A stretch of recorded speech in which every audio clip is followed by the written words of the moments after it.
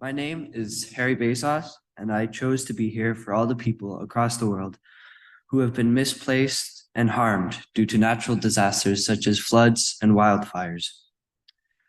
I'm also here because I'm scared that when I'm older, climate change will be too far gone to do anything about it.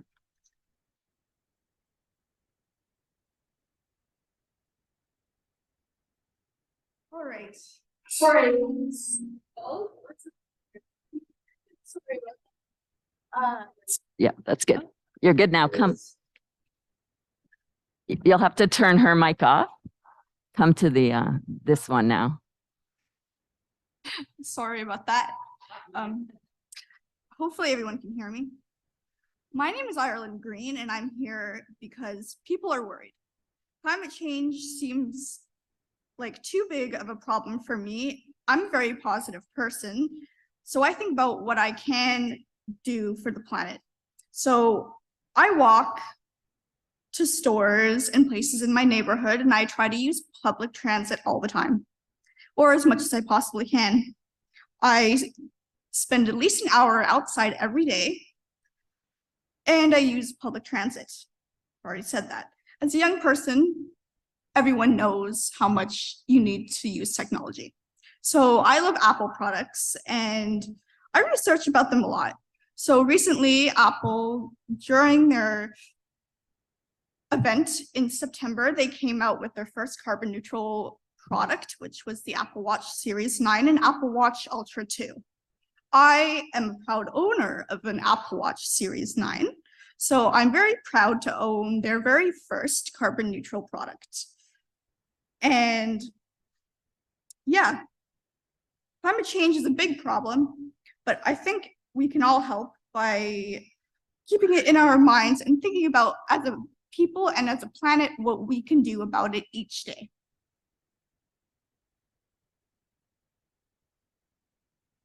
Today, our focus is on the power of one climate action shared with the community. So, although the situation is beyond the worst we can imagine, we still offer hope.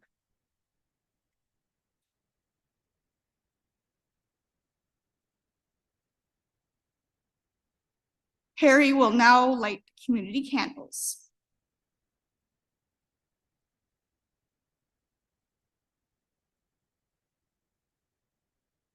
The candle in our faith in Jesus, the radical who calls us to live love in the world.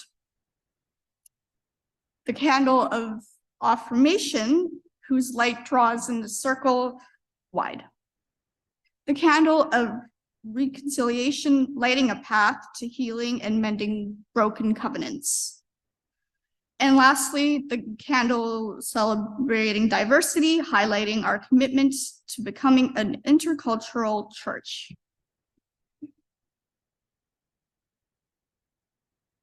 Here's to up on and to acknowledge the land we are on.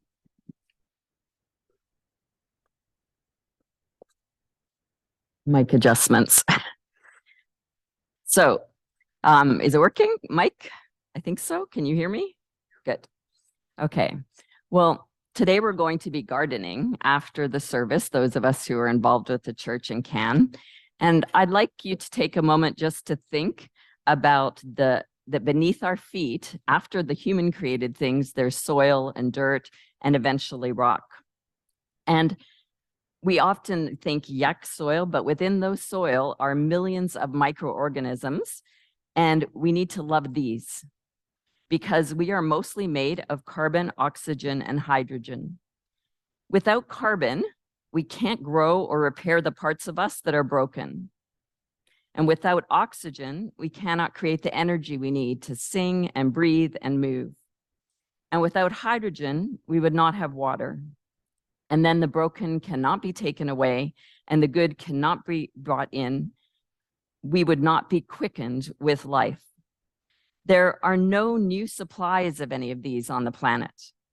They are cycled out of the dead things for reuse, purified in the process. And the microorganisms in the soil are a large part of that process.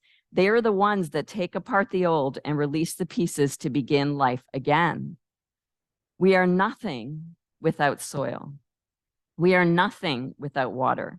We are nothing without oxygen-laden air.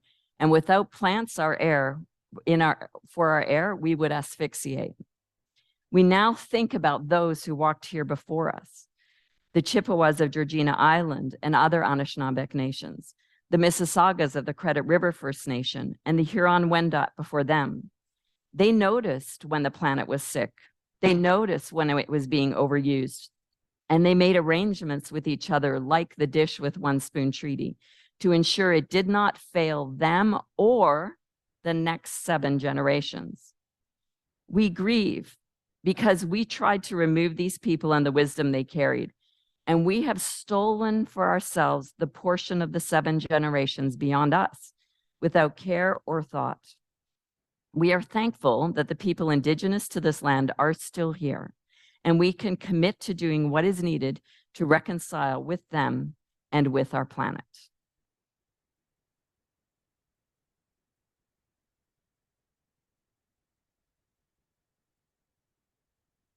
Intergovernmental Panel on Climate Change, or IPCC, is the United Nations body for assessing the science related to climate change. And their latest report, released in March of 2023, included this short slideshow shown at the press conference for this report. While we watch this silent show, Barry Peters, our music director, will play music as we help center ourselves into this service.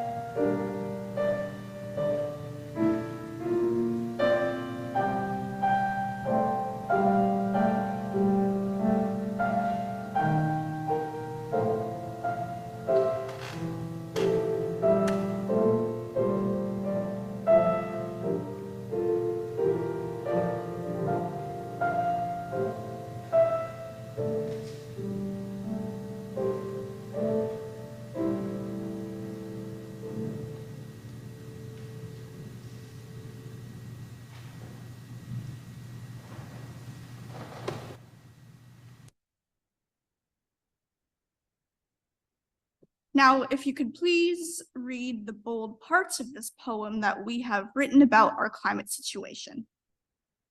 Listen to the waves of the ocean. Listen to the flow of the stream. Smell the flowers blooming in the morning. Smell the rain upon the soil. Feel the leaves crumble under your feet and remember, because the planet holds and protects us and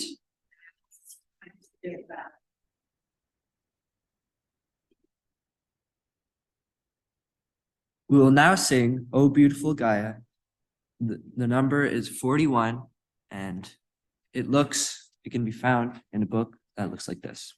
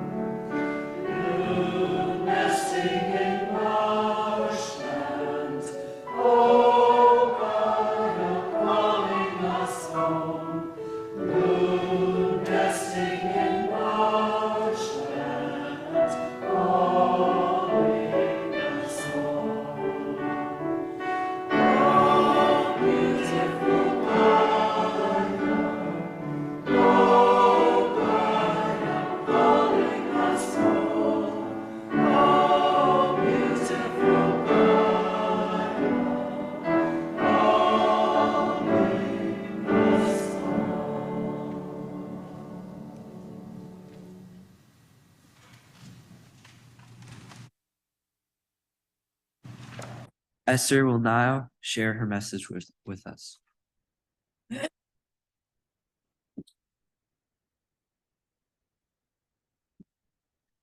So I was exploring the story of the Last Supper recently. It's in the Gospel of John, chapter 17. This is probably the last conversation that Jesus had with the people. It's certainly the last one that's recorded for us. And these are the people he was close to. And what's interesting is that he makes a lot of charges to them. in this time? What would you say in a last message to someone you love or that child you send off to university? Chapter 14, the beginning of this message starts with, do not let your hearts be troubled. It wasn't let the future look fantastic for these people. So I don't think that Jesus was saying there weren't going to be any problems ahead or that everything would be fine. But fear really hinders constructive action in the light of danger. With fear, we run away or panic and lash out, and often hurting the people near us, and that causes more problems. Or we curl up in a ball and don't do anything and pretend that everything is fine. Nothing is fixed or kept together with fear. Jesus in this passage also, though, keeps urging them to keep his commandments. And that can fill one with dismay at first, because you start thinking about all the commandments in the Old Testament and think, is this the solution to keep all the rules in the Old Testament? And then he culminates all this commandment obedience talk with, my command, singular, is this: love one another. Love one another as I have loved you. And it's just repeated again. I love this idea of love as a commandment because you can't measure it in others. If Jesus had said, feed the poor, we would have evaluated people. Oh, she's feeding the poor. Good. She's going to be great. Oh, he's not feeding the poor. Okay. But we can't do that with the love. We can only evaluate ourselves. And we can't love things until we value them. Previously, the disciples had also heard from Jesus. Prophets could be summed up as 2 commandments.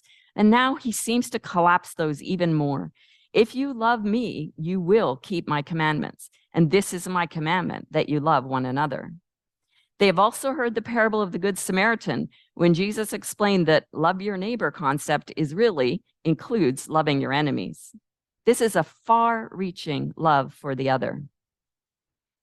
At this time in the message, I want to pause, because this last week has been so hard with the war ongoing between Israel and Hamas in Palestine. And I want to take a moment to recognize this and to pray for peace. We have been taught to love, and we fail.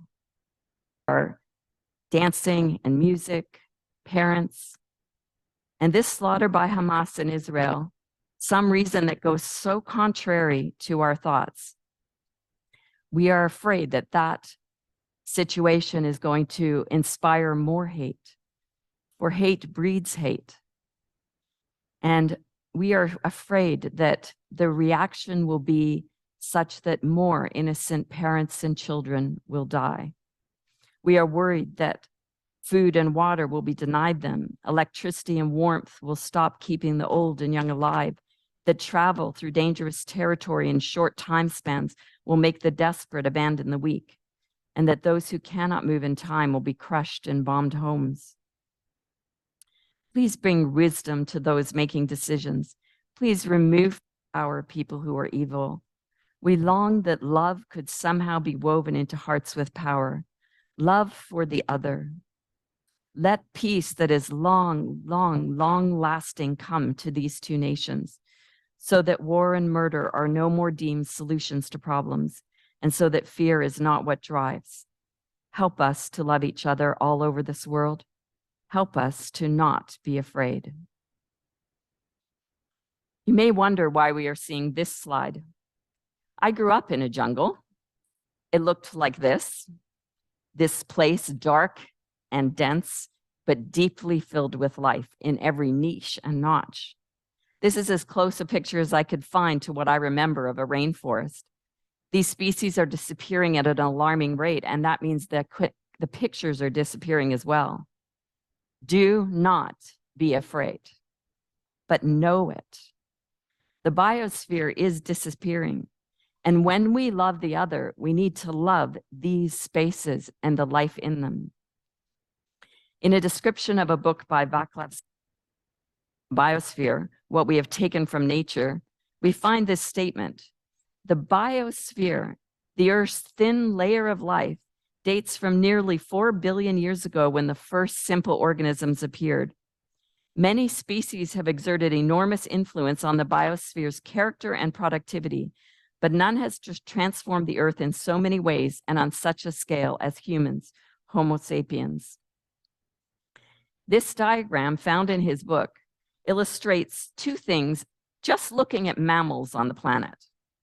I want you to imagine that we could take all the mammals on the planet and find out their mass in kilograms, or even estimate their mass. And then let's consider how that mass is divided into wild things and human-related things. You're hoping that the blue is the wild, aren't you? But it isn't. The red represents the mass of all the humans. The blue section shows the mass of all the animals that humans use, livestock, pets, ones that we use to work for us. And the green are all of the other mammals, all of them, the wild mammals, all the lions, the cheetahs, the whales. The circle on the right is what the proportions were in 1900. 100 years later, in 2000, the circle on the left shows the mass of wild animals has drastically decreased. This is mostly because their homes and spaces of being are swallowed by humans and their livestock. If we could have looked at this circle 10,000 years ago, it would have been almost entirely green, like the circle below. But the circle below is not a graph from 10,000 years ago. It is a graph of now. It's just not showing the mass. The circle below is showing the number of species in each group. All the red section counts as one because it's only one species. You can't even see red in that bottom diagram because it's too small. The blue section is maybe 20, 30. All over the world, we eat and use the same animals. So there's only a few of those species. And there is a tiny, tiny little line, if you got up really close, that they've indicated with a message saying these are all the blue and red combined in that tiny section. In the wild section, that tiny sliver of wild section, are 6,400 different kinds of mammals. We are destroying the biodiversity of the planet. When we destroy wild spaces, we are destroying the biodiversity. And to a scientist, this is terrifying because locked in the DNA of those species are millennia of knowledge. And when they are gone, that knowledge is gone. It will take millennia to create them again. But do not be afraid. Fear is useless here. The city of Richmond Hill has declared that it is a compassionate city and is working with Compassionate York Region as part of the Charter for Compassion. The Charter is a global organization that has the vision of a transformed world where all life flourishes with compassion, where all life flourishes. The Charter's mission statement is to support the emerging global movement of compassion to co-create change at all levels, by connecting people, by cultivating and encouraging networks of compassionate action. This summer, the mayor of Richmond Hill, David West, and Marge Andre, one of the team from Compassionate York Region, attended the Parliament of World Religions in Chicago. The Charter of Compassion was there, and the climate crisis was identified by them as an urgent concern, and all faith groups were called to cherish, protect, heal, and restore our planet. We are beginning now here to build this interfaith network on compassionate climate care. We have already reached out to neighboring faith communities and invited them to join us. And in fact, we have a couple of representatives from St. Mary's here today, at least. And there may be more. These faith communities that we are calling are not just Christian. And we're hoping to form these networks of compassionate action. The Compassionate York Region team also invited me to attend the webinar, Escape from Overshoot, Economics of a Planet in Peril, last Thursday. In that webinar, Dr. Peter Victor draws attention to the fact that we have overshot the capacity of the planet to support us. We're now living above the capacity of the planet to support us. The graph he showed was scary. Because as long as we continue in overshoot, so on the graph, I don't have an image of it, the line showing that how much the planet can support is way up high. Kind of what we're consuming every year is rising up to meet it. We've passed over and now we're above what the planet can support. But the part that got me in the gut was that the place where those two lines crossed, where we first went over the planet's capacity to support us, the planet's line began to bend down. The capacity of our planet to support life is being lost. We are decreasing the capacity of the planet to support life. If we don't get out of overshoot, the final thing will be a planet that is just rock and water that can't support life. But do not be afraid, because Dr. Victor also tells us what to do to escape from overshoot. We know what to do, and it isn't hard, and it isn't costly. But when he was telling this in the webinar, at one point he sighed and he said, the problem is we don't know how to communicate the answers to everybody. But do not be afraid. I do think we are nearing the last supper in the climate crisis. Currently, the policies in place globally will lead us to a world that is just under 3 degrees warmer than pre-industrial levels. And that is not considered to be livable. Still have hope, because we have not nearly tapped a resource that could change everything. Humans have vast amounts of energy, and humans, they're going very quickly in response to tiny influences. For example, apparently Taylor, by just posting that people should vote. I think it takes under 3% of the population to convince other people to do something and to catalyze that change. Leaders can initiate that catalysm, and we do need all us to action. We've seen this happen in World War II, and during the pandemic, we massively shifted our lifestyles because doctors and leaders told us to do it. So we can do it, but it's leaders that catalyze change. I am not a leader and not any more powerful than you. I'm a retired teacher. And we are going to model in a few minutes what a family meeting I held triggered, and I held it in October of 2018, so in just a few years, in terms of social change. And while this is my story, I've seen the same thing repeated many times. You have the power to trigger similar amounts of change within your own spheres. So I call on us to do all we can to wake up our neighbors and communities to vote for climate, to demand policy change on climate, to demand leadership that sets in motion the plan that experts have already figured out, and it tells us what we each have to do.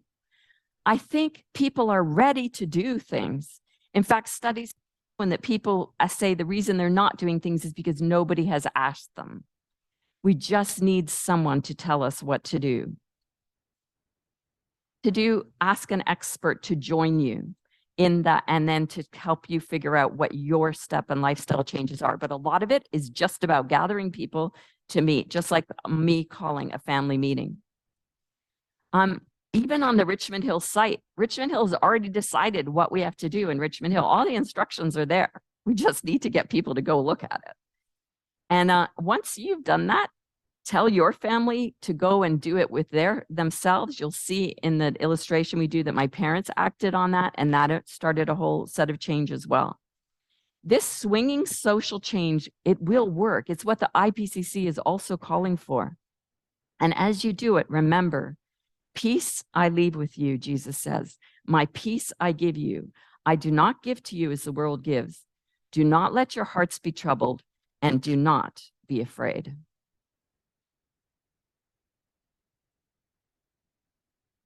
Our choir has prepared an anthem to inspire us. It is called River Run Free by Douglas Wagner.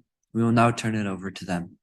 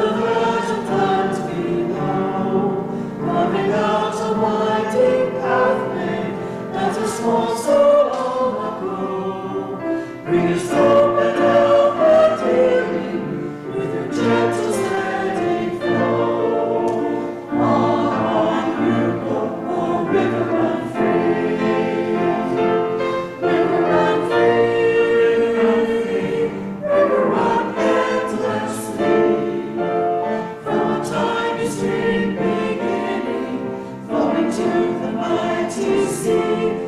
River run free, river run endlessly.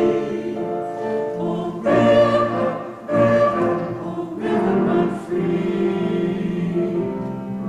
Cross the grass through the forest, over sandy shoals and stones. Clear as crystal rolling waters, running on to private road. Bring us hope and health and healing, with your gentle steady flow. On you go, oh river run free. River run free, river run endlessly. From a tiny stream beginning, flowing to the mighty sea. River run free, river run endlessly. Oh river, oh river run, oh river run, oh river run.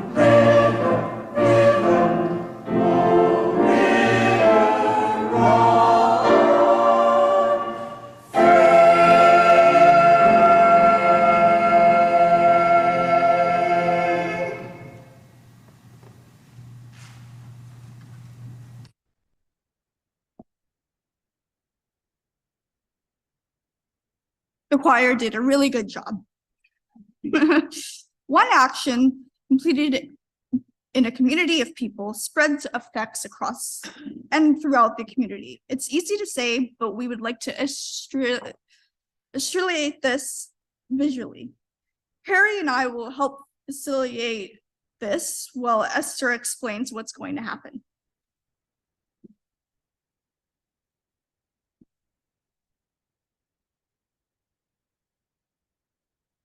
Down there too, because you're gonna have to walk around.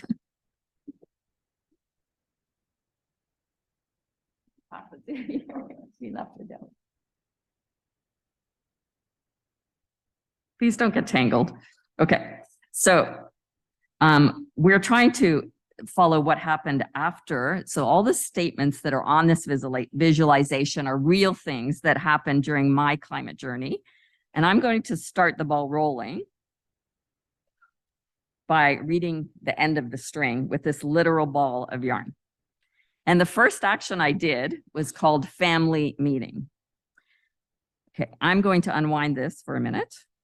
Hopefully it won't tangle, because that is the likelihood. It was all wrapped around earlier, but we shall see.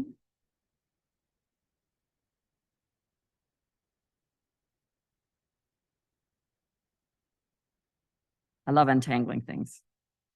So I'm going to then be passing this to Harry. And Harry is going to read the next thing and then pass it on to Ireland and up into the choir, because we need everybody's help in finding out what happens. There's always something you should have done right before, right? And I made it really long because I knew we'd have to get into that first section of the pews. So that's why it's really long at the beginning. Oh, sorry. Bang things. So I'm going to pass this to you, Harry. You can just hold it along.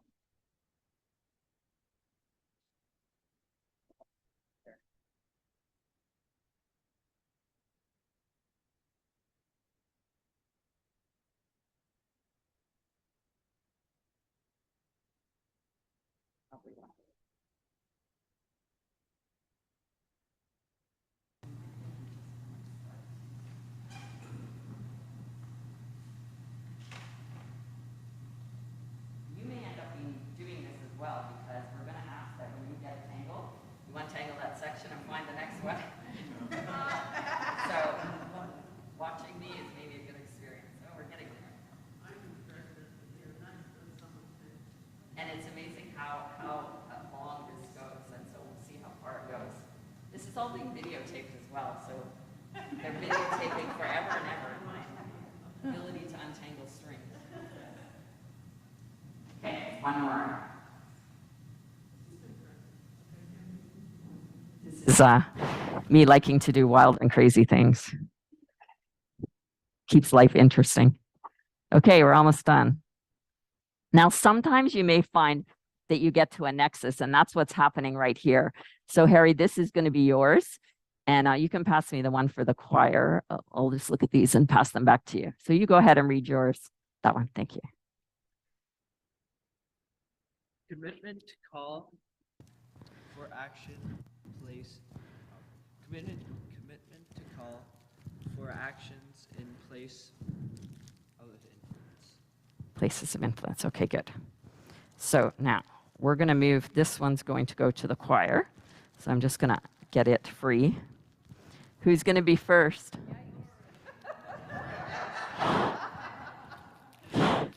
Lori, you got voted. Here you go. Get out of the bag and start finding the next ones. When you find a little paper, even if someone else is talking, you can just read it aloud. That paper is yours. You keep holding it. And Ireland, this one is yours. Okay. And we're going to try to slowly unwind and hopefully get you over there. Wait. We got to take this out of here. This is the choir one. And then this is the rest. Now it's tangled around my microphone string. Wait, so we want to unwind slowly because it was on properly. There we go. Yes, go ahead.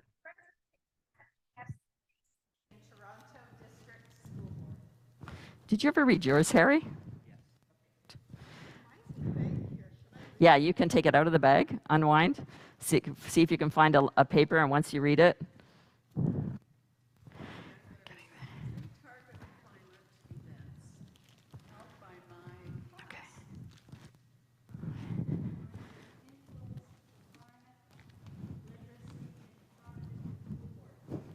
It doesn't matter if you can hear all of the things.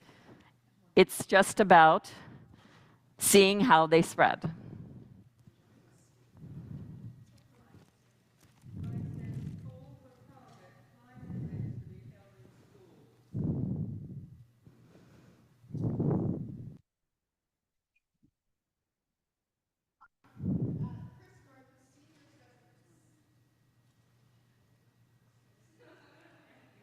Contact lists enable community information sharing.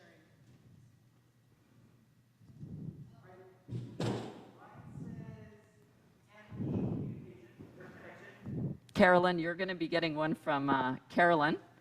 You're going to be getting one from Karen.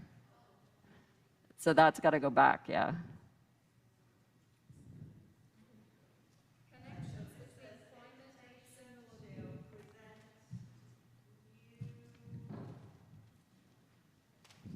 To New Horizons, I think it's another. Right. Formation of Youth Climate Action Grade and Youth Climate and Action Grant as part of a call to action on climate literacy. First ever Rhodale Council climate. You might need to read over each other. That was my life. Federal and provincial policy influence. Climate Action Newmarket Aurora renamed, encourage dry down Newmarket Aurora. Inspiration of Terry. Yep. Is there any more? Call for TDSB to deliver regular updates to parents in Toronto's Action Climate Strategy.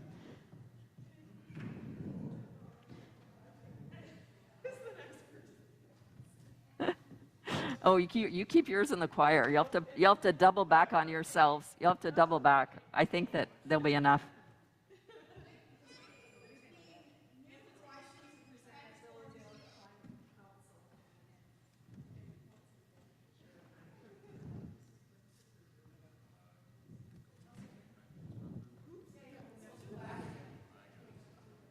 That's yours, Harry. You have to hold that one. Oh, you could go to the next one. That one was red. Keep unrolling.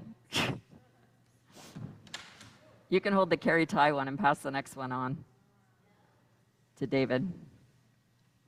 Target climate event held by local high school. MP and MPP visits classrooms.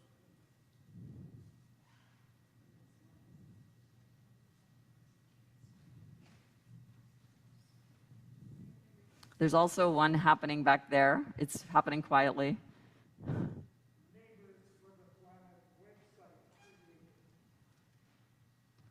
Informed, empowered, engaged students. Influence for climate literacy and TDSB planning. Toronto District School Board Echo Schools. Climate strengths and engagement. Future changes by informed youth yet to come.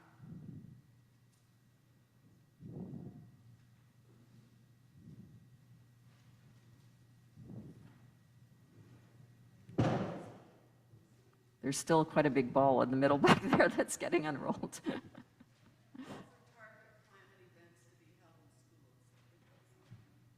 Yeah, I think you might be at the end.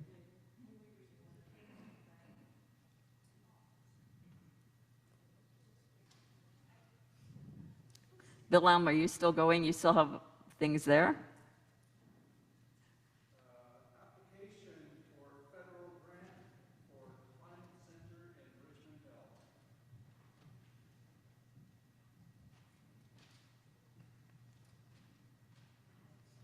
Take it out of the bag if you can, and then, yeah, and just.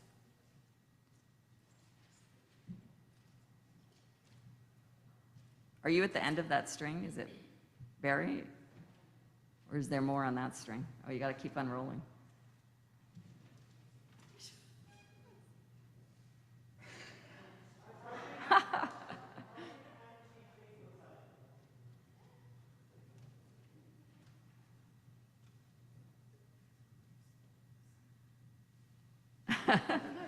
There's a nexus there and about 4 different strings. Wilhelm, thank you. That was fantastic. You got the ball out.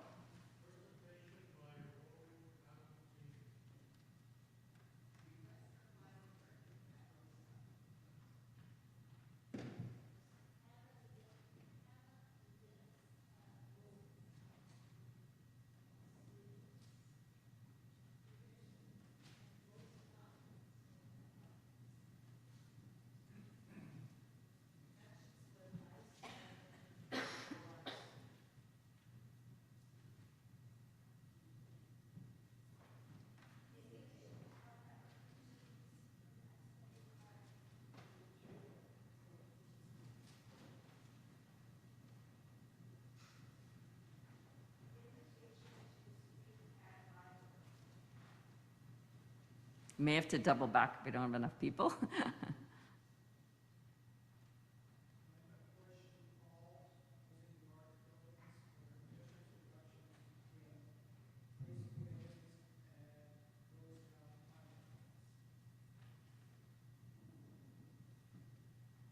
That's an interesting little one they'll talk about while they're unrolling, is that the Rosetown apartments are now combined with this group of kids who are really into robotics, and we're currently trying to make an art project where we'll have like life-size windows of apartment buildings, and in the window will be the instructions of what apartment buildings can do, and the Ice Dragons are hoping to find a place where the town will put that display up.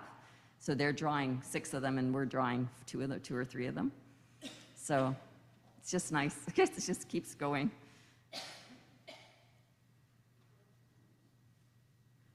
So,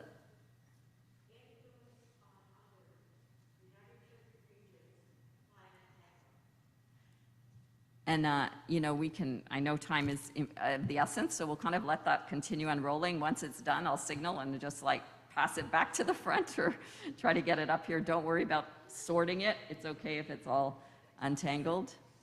But I think you can kind of see how that one action triggered so many events in so many directions. And that's the point of the visualization. Okay, I think it comes back over to you. So we'll let you keep starting while we start passing it back.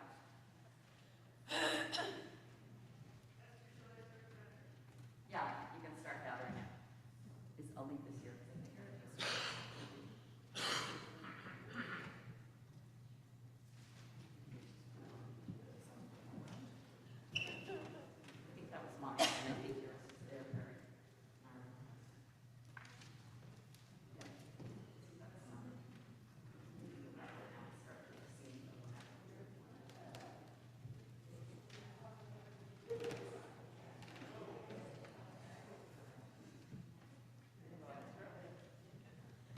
do I wait? It'll come up slowly. We'll just start singing as this it makes its way back up. Thanks for filming for me, Irene, for us. So I have no idea if this microphone's on. Oh, It is on. Okay. thank you. Perfect. So after everyone is done unrolling and rolling the pieces of string back up, we will be singing Laminate of the Earth, which is not found in any of our hymn books.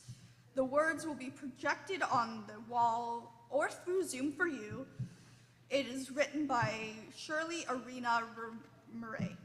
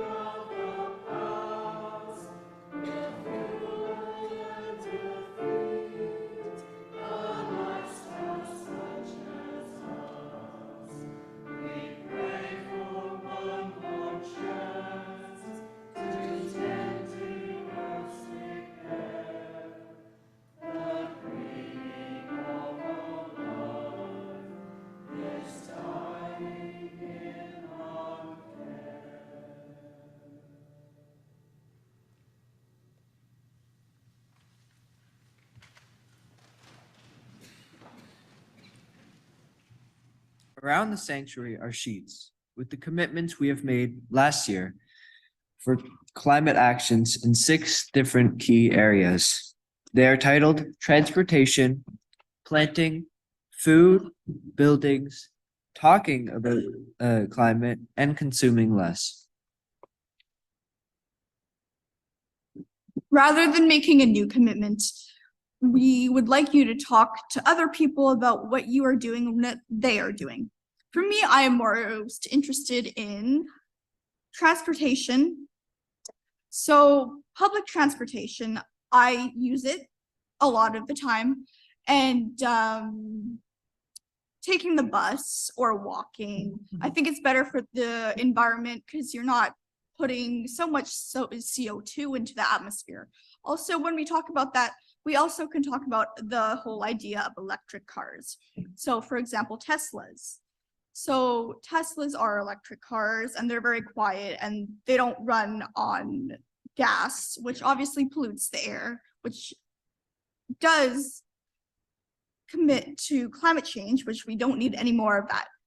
But what I don't know is about, do they have at the Tesla charging stations, are they, when you charge your cars, or do they use 100% renewable recycled energy? If not, I think that's something that they should be doing, because I think that would be way better for the planet. But I really think the whole idea of public transportation, using public transit, busing, TTC, subways, and electric cars as much as possible. Walking is also a huge thing to do, and whatever you can do to not pollute the earth is really amazing, because we do want to get rid of climate change or subduce it as much as we possibly can, because it is a huge problem. So for me, that's what I like to try to do. And yes, if all of us could try and do that, because I think that's something that's very important for us and for the planet. And obviously, carbon neutral products are also a huge idea. And with that, Apple has a whole idea of going 100% carbon neutral by 2030. And with their new Apple Watch line, they already have made their first carbon neutral product. With the aluminum case and their sport loops combined, when you wear that, you create a 78% reduce in climate change, is what I'm wearing right now. And it's a huge milestone for the planet and a huge milestone for Apple, especially since they want to make all their carbon neutral products in 2030. It's really amazing that they made their first 7 years in advance. So kudos to them. I'm sure everyone who works there is very happy. So yes, transportation and carbon neutral products are something that people should start using, and that's something that's important to me. So, yeah.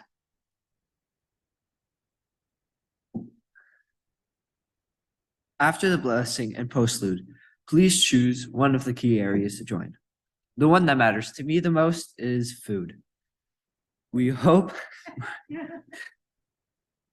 that while meeting together, you will share the problems that you are having and brainstorm the solutions together to inspire each other. If you have a question that can't be answered, write down your questions on a stick and stick them to the large poster. If you leave an email address or phone number with your question, the Net Zero Committee will do their best to answer them for you. After some time in conversation, we invite anyone interested in putting the church grounds to bed for the winter to join us outside. We now invite Esther to come up and conclude this service. The blessing will follow her.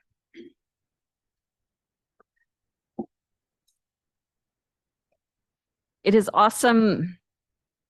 It is awesome, the power you hold in your hands. I don't think the mic's on, right? Is it working? Testing? No. I'm just pausing. Oh, that's good. Got it. Okay, I have to keep talking. We just need it for the Zoom. So it's awesome, the power you hold in your hands. And I just want to let you know that Fran lives in Newmarket, and Newmarket Aurora's group is doing amazing things, and they have lawn signs. They had to change the name. So even if you got an old lawn sign, there are new lawn signs which you can trade for today. And anything you want to contribute to the cause in Newmarket would be fantastic. Ireland, you're not getting paid by Apple, right? Okay, just checking. She just loves Apple. No, that's good. It's so fantastic to hear your voice, Ireland. Thank you so much. One of the things I really want to do is thank the youth for coming and being leaders in the climate service today. And I'm giving them this letter of recommendation. Thank you so much.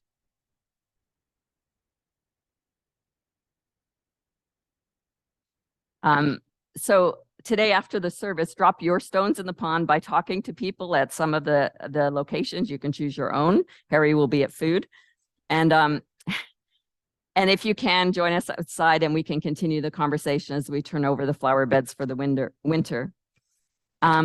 Finally, I also am letting you know that on the communion table are 2 offering plates. And those of you who want to, you're welcome to drop off an offering for the work of the church. You may see some of us dropping a card in there. That's our commitment to make our online donations, which are weekly, monthly, or yearly. And we really value what Karen and Barry and others on our staff have done to help this church show compassion. I'll turn it back over to Harry in Ireland. Please join us in a blessing, after which Barry will play the postlude. Could you please read the bolded parts with us? Now, as we have been informed, we choose to offer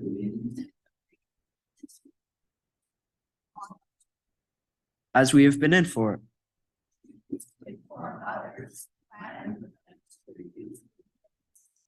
As we have found support, we will working for a sustainable future. As the earth holds us,